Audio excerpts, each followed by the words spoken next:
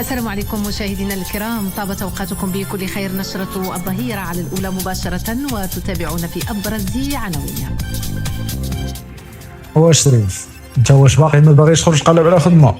وانا خدام الوالد، انا راه البيسي خدام دابا. تخرج قلب على خدمه ديال المعقول، هادشي راه البساله والتخربيق. ما الا قال لك خدام دابا. يمكن هذا الحوار فايت سمعتيه، ويمكن حتى تكون عشيه، ويقدر يكون كيتعاود في داركم كل نهار، ولكن عمرك وقفتي وسولتي راسك علاش هذا الاب مقتنع باللي راه ولده خاصو يلقى وظيفه، وعلاش داك الدري مقتنع باللي راه مستقبله كامل كينوص داك البيسي؟ واش الاب ما فاهمش، ولا الدري كيحلم بزاف، ولا كاين شي جواب اخر لهذا الشيء؟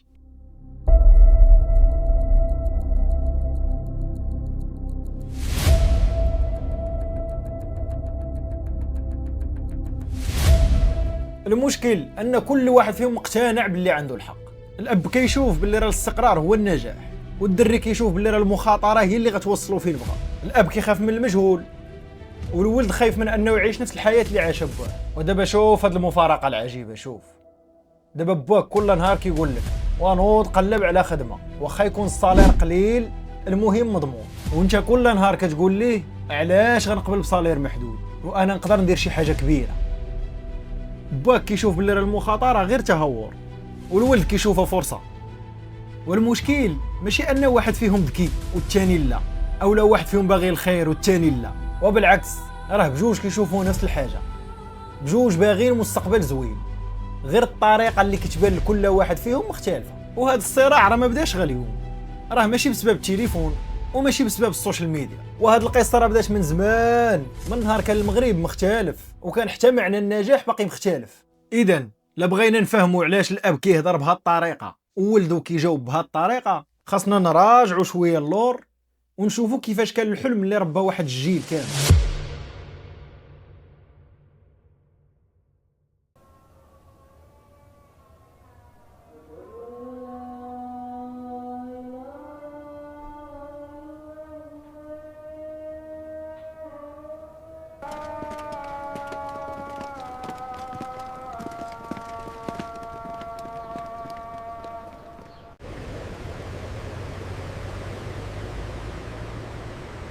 دابا المطلوب منك هو تنسى المغرب ديال اليوم، نرجعوه بالزمان اللور ملي كان باك ولا جدك قدك في هذا العمر. في ذاك الوقت الا كان عندك واحد المنصب اللي مستقر، الناس كاملين كيقول لك مبروك عليك، حيت الوظيفه ما كانتش غير خدمه، كانت هي الامان، هي السيكوريتي. اليوم راه ساهل نقولوا علاش كانوا شادين في هذه العقليه، ولكن راه الا كنا حنا في بلاصتهم راه غنفهموهم. في ذاك الوقت ما كانش الانترنت، ما كانش العمل عن بعد، ما كانش ممكن انك تخدم مع شركه في المانيا وانت مريح في داركم. هاد الافكار كامله ما كانتش موجوده كاع. يعني الى الاب كان باغي يضمن مستقبل ولده، فشنو احسن نصيحه يقدر يعطيه؟ مثلا يقرا، يلقى خدمه، يستقر، حيت هذه الطريقه الوحيده اللي كان عارف هو وكانت معروفه عند كل شيء في هذاك الجيل. باك ما كانش كيقول لك قلب على خدمه غير حيت باش يشوفك موظف، لا، كان كيقولها حيت شاف بعينيه شحال من واحد ضاع حيت ما عندوش خدمه، وشحال من عائله تطورات وزادت القدام ولات حياتها افضل. علاش؟ حيت دخل واحد الصالير فيكس في شي واحد في العائله.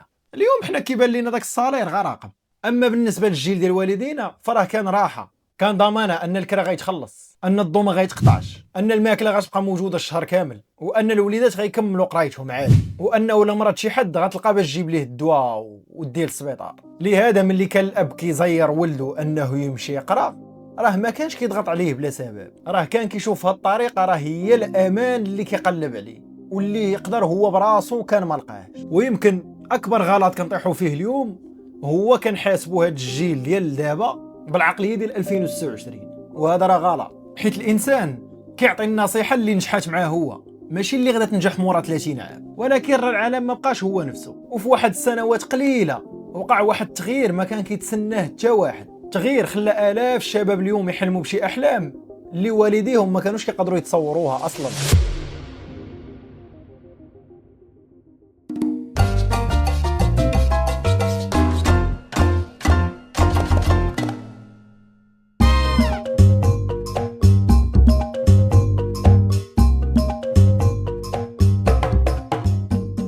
تخيل معايا واحد الشاب عنده 20 عام اليوم، في نهار واحد يقدر يشوف حياة واحد جالس في طوكيو، ويتعلم من واحد من أمريكا، ويخدم فريلانس مع واحد من المانيا، وهذا الشيء كامل هو مازال جالس هنايا في المغرب. هذا الشيء راه ما عمر حتى شي جيل عاشوا من قبل. اليوم الفرص راه ما بقاتش واقفه كتسناك حدا راس الدرب، اليوم راه الفرص ولات قدام اكرو. يمكن تعلم حرفه من الانترنت، يمكن تبيع شي برودوي لشي واحد كاين في شي دوله ولا قاره اخرى، يمكن تخدم مع شي شركه اللي ما عمرك شتي حتى المقر ديالها فين كاين، ويمكن تبني مشروع كامل غير من بيتك. وهذا الشيء علاش الا سولتي شاب من الشباب ديال اليوم شنو هو الحلم ديالك، وما غاديش يقول لك بغيت وظيفه، يمكن يجاوبك بغيت الحريه، حريه في الوقت، حريه في الخدمه، حريه في الصالير، وحريه حتى في لي شوا والاختيارات اللي كيدير.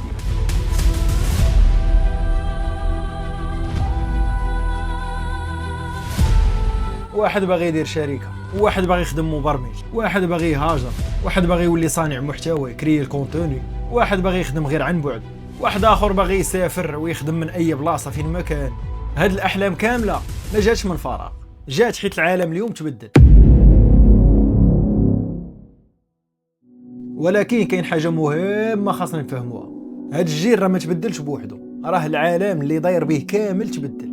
الا باك تزاد في هاد الزمان حتى هو غيكون عنده نفس الاحلام ديالك، وانت لا تزاديتي في الزمان ديال باك يمكن حتى انت غيكون عندك الحلم ديال تلقى وظيفه مستقره باش تعيش مستقر. يعني راه المشكل ماشي في الاشخاص، المشكل هو ان جيل كامل تربى على واحد الواقع مختلف، واقع اللي علموا مناش يخاف وفاش يطمع وباش يحلم. لهذا ملي كيهضر الاب راه كيهضر بالتجربه، وملي كيهضر الولد كيهضر بالامكانيات اللي كيشوفها قدامه. راهم بجوج صادقين وبجوج باغيين الخير، ولكن كل واحد فيهم واقف فوق واحد الارضيه اللي مختلفه. وهنا كنرجعوا للسؤال اللي بدينا به، الا كل واحد فيهم عنده المنطق ديالو، واش كون عباد الله فيهم عنده الحق، ولا هذا الحق واش ما كاين عند حتى شي واحد فيهم؟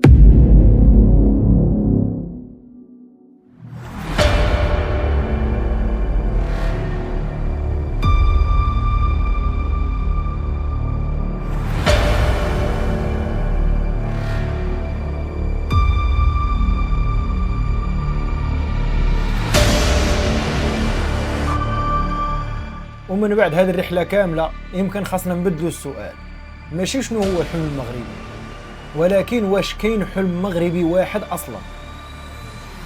حيت إلا خرجنا للزنقة في أي مدينة وسولنا الناس واحد بواحد راه غالبا ما غاديش نسمعوا نفس الجواب. واحد غيقول لك بغيت دار، واحد غيقول لك بغيت نهاجر، واحد غيقول لك بغيت نتوظف في الدولة، واحد آخر باغي يدير مشروع، واحد غيقول لك بغيت غنعيش مرتاح، ويمكن واحد اخر يقول لك بغيت غير نتخبى في شي خديمه صالير على قد الحال ونعاون والديا ونعيش مرتاح.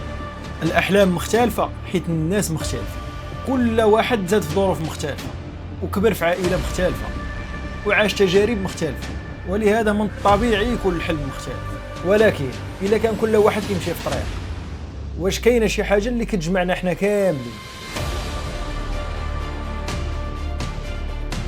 يمكن كاينه.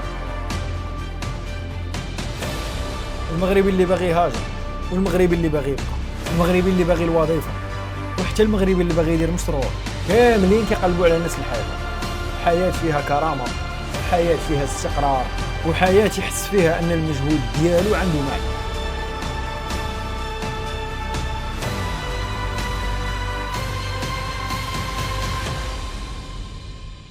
الطرق بصح تبدلات، ولكن الهدف باقي هو. ويمكن هنا وقع أكبر سوء تفاهم ما بين الأجيال. الوالدين كيشوفوا أن الأبناء رفضوا ديك القيم والترابي اللي تربوا عليها، والأبناء كيشوفوا أن الوالدين باقي ما داروش الميزاجور، باقي ما فهموش العالم الجديد شنو هو أصلا. ولكن الحقيقة أنهم جوج باغيين يوصلوا لنفس الحاجة، غير الطريق اللي كيوصل ليها اللي مختلفين فيه. يمكن الحلم المغربي ما عمره كان وظيفة، وما عمره كان هجرة، وما عمره كان شهرة، هادشي كامل غير وسائل. أما الحلم الحقيقي فهو يمكن أن كل واحد خاصو يلقى بلاصتو في الحياة ويوصل عليه واحد النهار ويقول أنا راضي على الطريق اللي اختار. ويمكن أن أحسن حاجة يمكن يديرها شي أب هي يسمع الأحلام ولده، وأحسن حاجة يمكن يديرها الابن هو أنه يمشي يجلس مع باه يفهم علاش باه خايف عليه. حيت قبل ما يكون بيناتهم هذا الاختلاف في الأحلام كاين حاجة اللي كبر من هذا الشيء كامل، هي أنهم بجوج باغيين الخير لبعضياتهم.